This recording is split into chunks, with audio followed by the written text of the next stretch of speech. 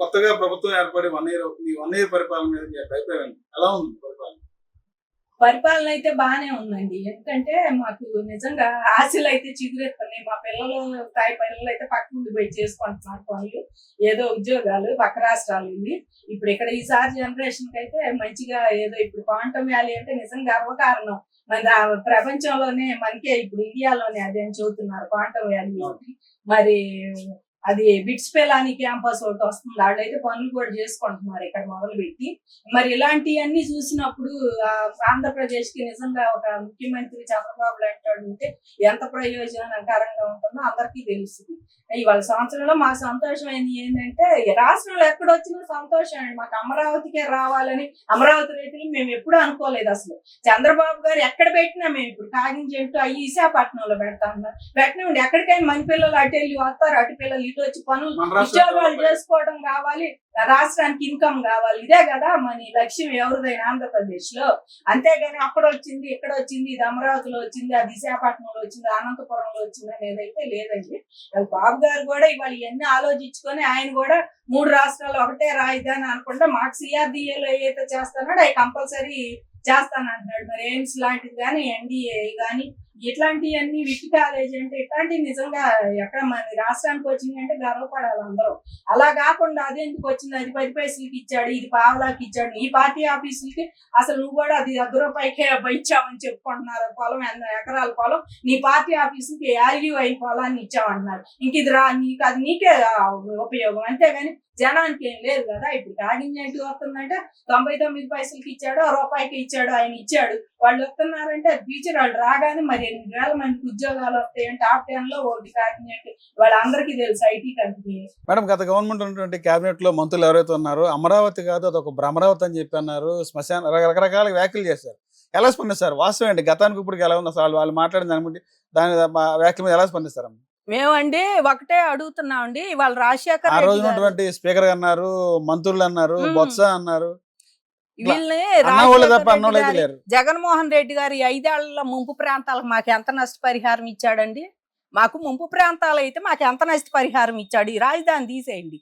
అంత ముందు రాజశేఖర రెడ్డి గారు కానీ కిరణ్ కుమార్ సమైక్యాంధ్ర ఉన్నప్పుడు వీళ్ళు ఈ అమరావతి చుట్టుపక్కల వాళ్ళలో ఎంత పాడైపోతే ఎంత ఇచ్చారు మాకు ముంపు ప్రాంతం అని చెప్పేసి. అదొకటి గమనించండి, చూసుకోండి. వాళ్ళు రెవెన్యూ దాంట్లో ఉంటాయి కదా అవన్నీ రికార్డులో, అవి చూసుకోమానండి. మాట్లాడితే ముంపు ప్రాంతం అంటే వీళ్ళు అన్నట్టు కుక్కను చంపాలంటే పిచ్చికొక్క అంటే చచ్చినట్టు ఈ పేరు పెట్టాలని అమరావతికి అది ఒక భ్రమరావతి అని పేరు పెట్టండి.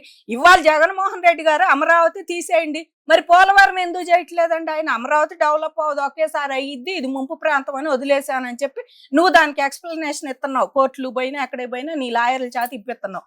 మరి వాళ్ళు పోలవరం ఎందుకు చేయటం లేదు?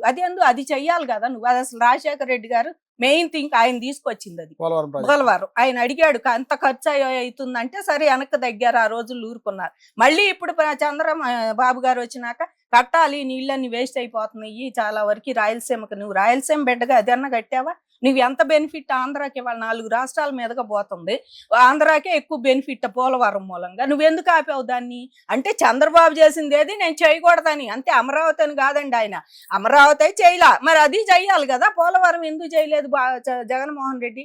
కాబట్టి ఆయన అసలు ఏది చేయడండి. ఆయనకి ఏది తెలియదు కూడా. నన్ను అడిగితే తెలీదు, వినడు, మూర్ఖుడు. అది అసలు ఒకళ్ళ మాట వినడు. సలహాదారులను అంతమంది పెట్టుకున్నాడు. ఆయనకు తెలియదండి రాష్ట్రం ఎంత. వాళ్ళకైనా తెలుసుద్ది కదా. చాలా మంది బాబు గారి కింద చేసిన వాళ్ళు అంతకుముందు కాంగ్రెస్ గవర్నమెంట్ లో చేశారు, టీడీపీ గవర్నమెంట్ లో చేసిన వాళ్ళు ఉన్నారు. వాళ్ళకి తెలియదా అండి ఇవన్నీ? వాళ్ళు చెప్పపోయినా నువ్వు వినవు. కాబట్టి నీ వేలో నువ్వు వెళ్ళాలి, మనం చేయకూడదు అంతే. ఏంటి ఆయన చేసేది? మనం చేయకూడదు అన్నావు. పోలవరం ఆపేసావు, అమరావతి ఆపేసావు. అదేమంటే కేంద్రానికి పోయి వస్తున్నావు. ఎందుకు పోయావు, ఎందుకు వస్తున్నావు? మోడీ దగ్గర కదా, ఢిల్లీ. మరి ఎవరికి తెలీదు. ఆ ప్రెస్ మీట్ కూడా లేదు ఏనాడు పోయినా కూడా. కాబట్టి ఆయన అసలు చేయటానికి ఏది ఇష్టపడ్డు బయటికి పోయి ఆయనకు మాట్లాడటం కూడా రాదు. వాళ్ళందరికీ తెలిసిన సత్యమే అది. బయటకు వెళ్ళి నువ్వు ఒక ముఖ్యమంత్రిగా బయటకు వెళ్ళి ఒక పక్క దేశానికి వెళ్ళి ఒక పారిశ్రామికవేత్తతో నువ్వు మాట్లాడి తీరు ఏదైనా ఉందా? పెట్టుబడి దావోస్ అని వెళ్తున్నారు. ఏది ఆయన ఐటీ మినిస్టర్ 3 రోజుల నుంచి మొత్తుకుంటున్నాడు సింగపూర్ ఎందుకు పోయారయ్యా అంటే డబ్బులు దాచుకోవటానికి. అదే వాళ్ళకి తెలిసిందే. మాజీ ఐటీ మినిస్టర్ అది అమర్నాథ్ అమర్నాథ్ ఎందుకు వెయ్యారు అంటే డబ్బులు దాచుకోవడానికి వెళ్ళారు. ఇంకా అంతకు మించి వాళ్ళు ఏమీ లేదండి. ఇవాళ చెప్తున్న ఆయన అమరావతి మీద వాళ్ళకి ఇష్టం లేదండి. మరి విశాఖపట్నంలో అన్ని కంపెనీలు నువ్వు అన్నదే విశాఖపట్నం డెవలప్ ఇవాళ అక్కడ కాగింజంటూ మరి తక్కువ రేటుకి మరి వాళ్ళకి వెల్కమ్ చూస్తున్నారు, రెడ్ కార్పెట్ పరిస్థితి. రాండి అయ్యా రాండి అంటే ఊరికి ఇస్తేనే వస్తారు వాళ్ళు భూములు. మరి లేకపోతే వచ్చి కూర్చుంటారా? ఎవరు రారు కదండి. రాయితీ లేకుండా ఎవరు వస్తారు? వాళ్ళు ఎన్ని రాయితీలు ఇస్తేనే పోయినసారి ఆంధ్రాకి వస్తే ఇవాళ వాళ్ళని ఎలగొట్టారు వీళ్ళు. ఇవాళ లల్లు గ్రూప్ అంటే దాన్ని ఒక ఎగతాళిగా మాట్లాడారు. ఇవాళ చెన్నై పోయి గా జంజా మతంగా సాగుతుంది. అట్లాంటిది ఒకటి ఉంటే ఒక రూపాయి అభివృద్ధి చేసేది ఏదన్నా చేశాడని జగన్మోహన్ రెడ్డి ఏం చేశాడు? మాట్లాడితే చేపలు, చికెన్, మటన్ షాపులు, చేపలు, రొయ్యలు ఈ పనులు చెబుతున్నారు వాళ్ళు. ఇప్పుడు కూడా అదే పనిలో ఉండారు వాళ్ళు.